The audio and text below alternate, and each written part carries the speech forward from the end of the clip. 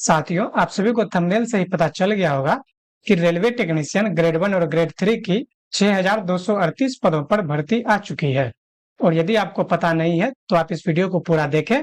आज के इस वीडियो में रेलवे टेक्नीशियन भर्ती 2025 जो कि ग्रेड 1 और ग्रेड 3 के लिए कुल 6,238 पदों पर निकाली गई है, तो इसी भर्ती के बारे में जानेंगे कि इसके लिए आयु क्या रखी गई है, इसकी क्या योग्यता है, कौन कौन से स्टूडेंट फॉर्म भर पाएंगे, आपकी एजुकेशन क्वालिफिकेशन क्या होनी चाहिए तथा ग्रेड 1 का सिलेबस क्या है और ग्रेड 3 का सिलेबस क्या है, दोनों का परीक्षा पैटर्न क्या रहने वाला है और साथ ही इसके फॉर्म भरने में लगने वाले शुल्क और फॉर्म भरने की तिथि के बारे में भी जानेंगे कि आप सभी इसका फॉर्म कब से कब तक भर सकते हैं।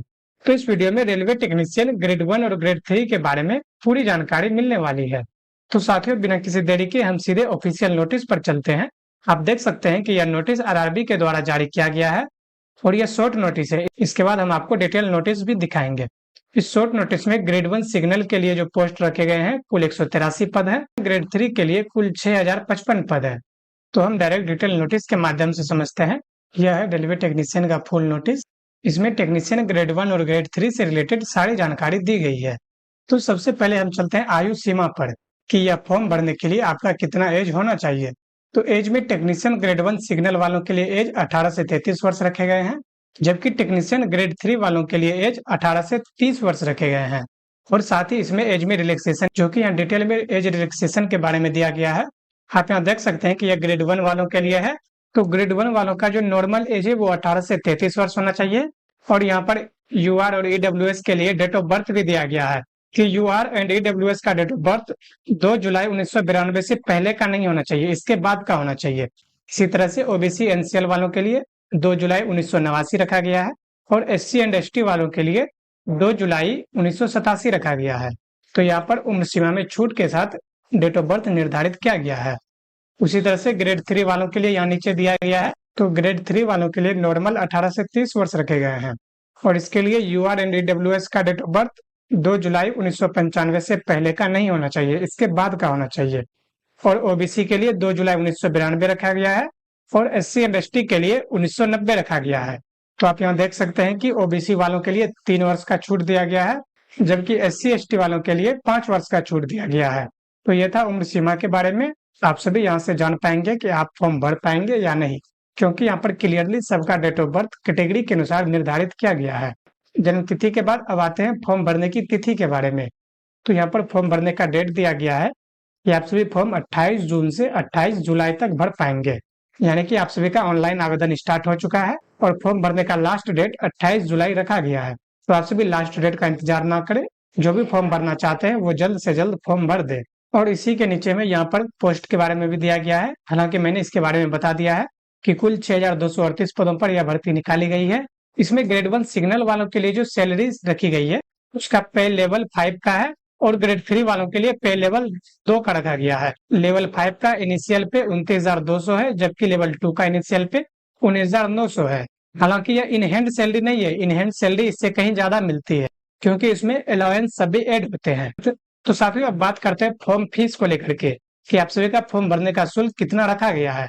तो आप यहाँ देख सकते हैं कि SC ST ex serviceman, PWD, female, transgender और ईबीसी कैटेगरी के सभी कैंडिडेट के लिए फॉर्म भरने का शुल्क 250 रुपए निर्धारित किया गया है और इन सभी के अलावा बाकी कैटेगरी वालों के लिए फॉर्म भरने का शुल्क 500 रुपए निर्धारित किए गए हैं, जिसमें कि जनरल, ईडब्ल्यूएस और ओबीसी वालों को रखा गया है। तो जनरल, ओबीसी और ईडब्ल्यूएस वालों का फॉर्म भरने का शुल्क 500 रुपए लगेंगे।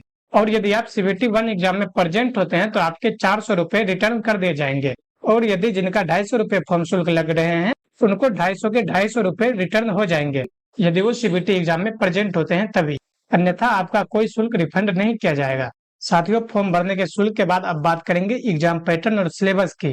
पहले आप इसका रिक्रूटमेंट प्रोसेस को जाने। तो सबसे पहले आपका कंप्यूटर बेस्ड एग्जाम लिया जाएगा, यानी सीबीटी एग्जाम। उसके बाद डॉक्यूमेंट वेरिफिकेशन होगा और फिर मेडिकल एग्जाम होगा। तो सिलेबस जो है वो सीबीटी एग्जाम का ही रहने वाला है। तो सीबीटी एग्जाम का ग्रेड 1 वालों के लिए अलग सिलेबस और एग्जाम पैटर्न है, जबकि ग्रेड 3 वालों का अलग सिलेबस और एग्जाम पैटर्न। तो पहले टेक्नीशियन ग्रेड 1 सिग्नल वालों के लिए बात करते हैं।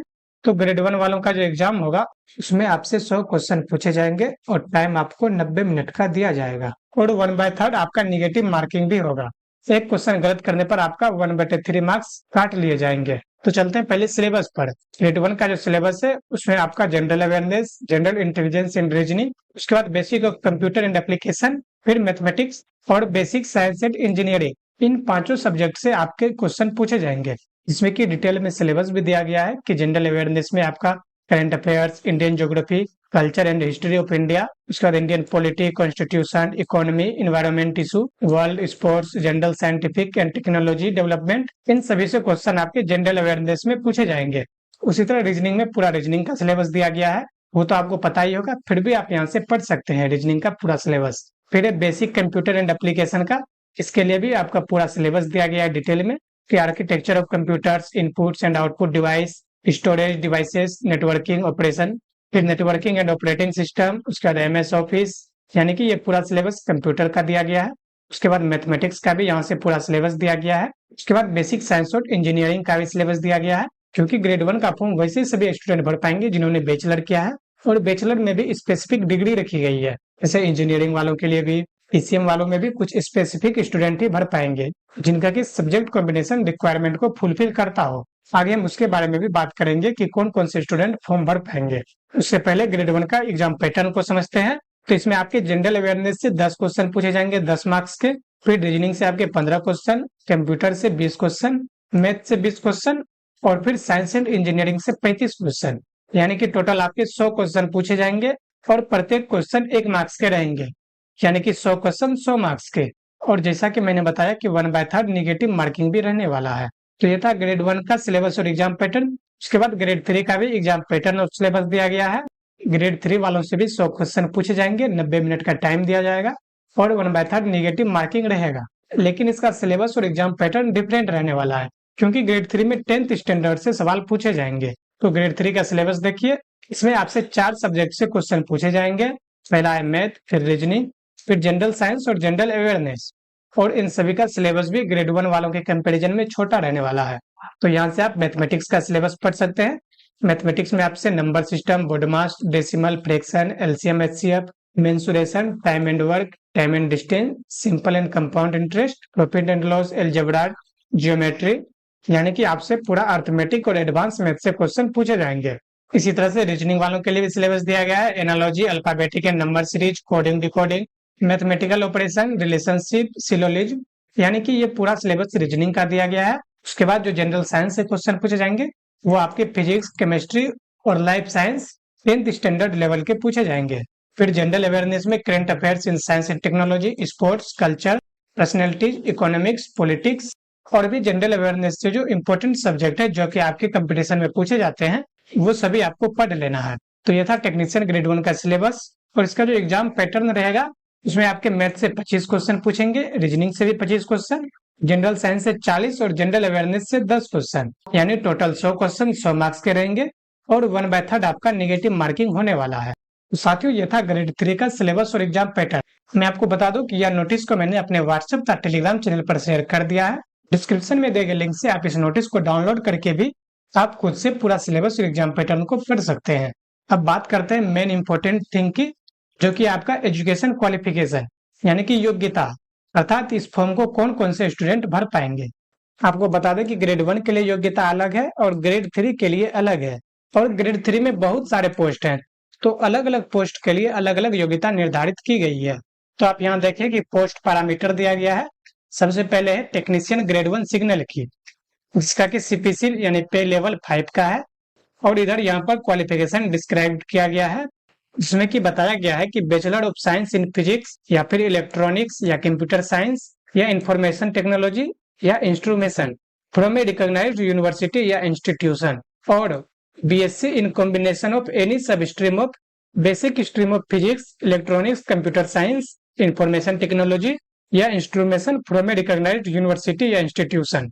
अर्थात सबसे पहले जो योग्यता रखी गई है वो है बीएससी, यानी कि बीएससी वाले ग्रेड 1 का फॉर्म भर पाएंगे। लेकिन बीएससी में यदि आपने फिजिक्स से किया है या फिर इलेक्ट्रॉनिक्स या कंप्यूटर साइंस या इंफॉर्मेशन टेक्नोलॉजी या इंस्ट्रूमेशन, इन सभी में से किसी भी सब्जेक्ट से आपने बीएससी किया है, तभी आप टेक्नीशियन ग्रेड 1 का फॉर्म भर पाएंगे। तो सबसे पहले तो यही कहा गया है कि आपका बैचलर यानी कि बीएससी इनमें से किसी एक सब्जेक्ट में होना चाहिए।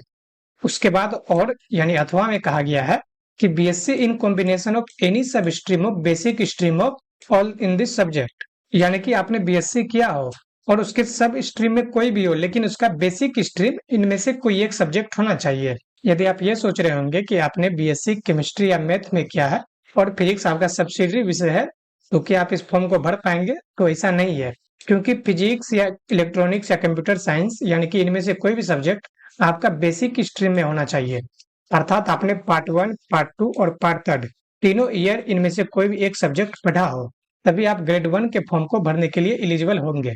और यानी कि बीएससी के अलावा यदि आपने 3 ईयर डिप्लोमा किया है इंजीनियरिंग में और उसमें भी बेसिक स्ट्रीम इनमें से कोई एक सब्जेक्ट होना चाहिए, तो भी आप इस फॉर्म को भर पाएंगे। आई होप आप सभी को ग्रेड 1 सिग्नल के लिए फॉर्म भरने की एलिजिबिलिटी पता चल गई होगी। अब बात करते हैं कि ग्रेड 3 की।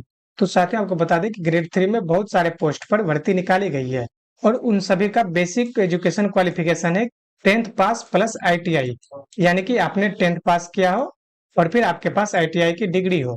लेकिन आईटीआई में अलग अलग पोस्ट के लिए अलग अलग ट्रेड की रिक्वायरमेंट है, जैसे कि यहाँ ट्रैक मशीन के लिए आपके पास आईटीआई फिटर या इलेक्ट्रीशियन या इलेक्ट्रॉनिक मैकेनिक्स या instrument mechanics, diesel mechanic, welder, इनमें से किसी भी ट्रेड में आपने आईटीआई किया हो, तभी आप ट्रैक मशीन का पोस्ट चूज कर पाएंगे। उसी तरह से blacksmith, bridge, carriage and wagon, इन सभी अलग अलग पोस्ट के लिए आईटीआई में कुछ अलग अलग ट्रेड निर्धारित किए गए हैं।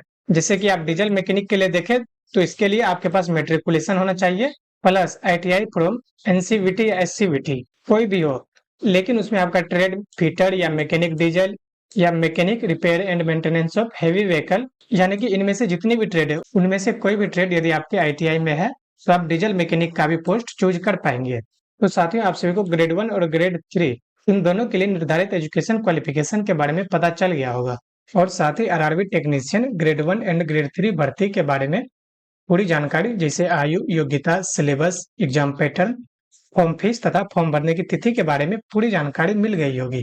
अपडेट पसंद आया हो तो वीडियो को लाइक कर इसे अपने दोस्तों के साथ शेयर जरूर करें और गवर्नमेंट जॉब से जुड़े ऐसे सभी महत्वपूर्ण अपडेट की जानकारी पाने के लिए चैनल को सब्सक्राइब अवश्य कर लें। वीडियो देखने के लिए बहुत बहुत धन्यवाद।